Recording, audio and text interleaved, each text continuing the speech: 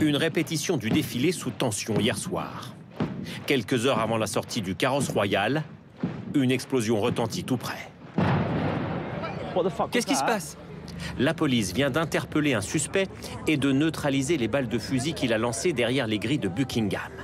D'après la police, 200 radicaux opposés à la royauté sont susceptibles de perturber la cérémonie.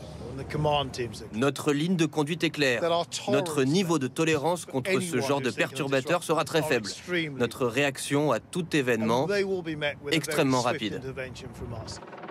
Plus d'1 million de personnes sont attendues au centre de Londres samedi. Voici la zone sous surveillance spéciale. L'opération est baptisée par les autorités le Cercle d'Or. Premier objectif, assurer la sécurité du couronnement de Charles III dans l'abbaye de Westminster. 2300 personnalités y assisteront. Mais auparavant, il faudra éviter les débordements lors du défilé du carrosse royal.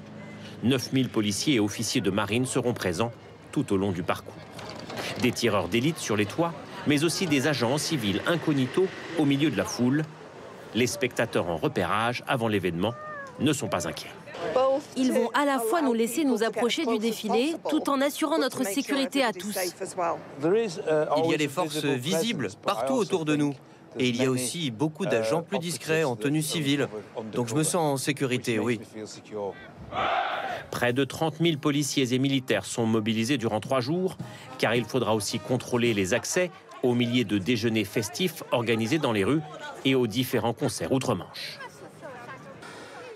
Un rendez-vous bien sûr à ne pas manquer, c'est samedi à partir de 9 h avec Anne-Claire Coudray, toute la rédaction et nos 15 envoyés spéciaux sur place, dont Garance Pardigon, François-Xavier Ménage, Mathilde Guénégan et bien d'autres, pour suivre cette journée vraiment historique.